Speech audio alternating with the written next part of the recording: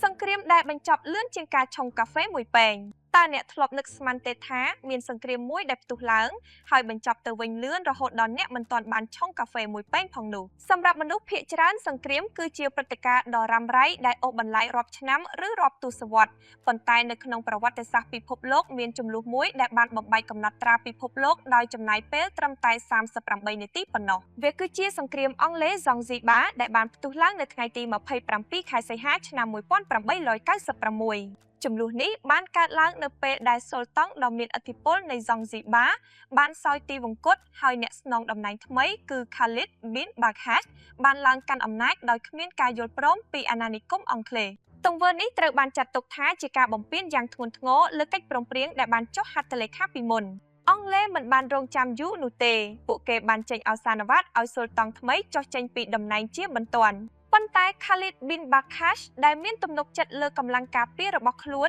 បានបដិសេធយ៉ាងដាច់អហង្ការហើយបានសម្រេចចិត្តចាក់សោខ្លួនឯងក្នុងព្រះរាជវាំងរួមជាមួយកងទ័ពប្រមាណ 2800 នាក់នៅម៉ោង 9:02 នាទីព្រឹកនាវាចម្បាំងរបស់អង់គ្លេស4គ្រឿងដែលចតនៅក្បែរឆ្នេរសមុទ្របានបើកការវាយប្រហារយ៉ាងសន្ធាប់ទៅលើព្រះរាជវាំងកម្លាំងយោធារបស់សុលតុងដែលមិនអាចទប់ទល់នឹងបច្ចេកវិទ្យាយោធាដ៏ទំនើបរបស់អង់គ្លេសបានបាក់បែកយ៉ាងឆាប់រហ័សត្រឹមម៉ោង 9:40 នាទីព្រឹកព្រះរាជវាំងបានក្លាយជាគំនរផេះផង់ទង់ជាតិសុលតុងត្រូវបានទម្លាក់ចុះហើយសង្គ្រាមក៏ត្រូវបញ្ចប់ជាស្ថាពរសង្គ្រាមដ៏ខ្លីនេះមិនត្រឹមតែជារឿងកំប្លែងក្នុងប្រវត្តិសាស្ត្រប៉ុណ្ណោះទេប៉ុន្តែវាក៏ជាសក្ខីភាពបង្ហាញពីអំណាចនៃបច្ចេកវិទ្យាយោធានាពេលនោះនិងរបៀបដែលអាណានិគមនិយមបានប្រើប្រាស់កម្លាំងបាយដើម្បីគ្រប់គ្រងស្ថានភាពវាជាការរំលឹកដល់មនុស្សជំនាន់ក្រោយថា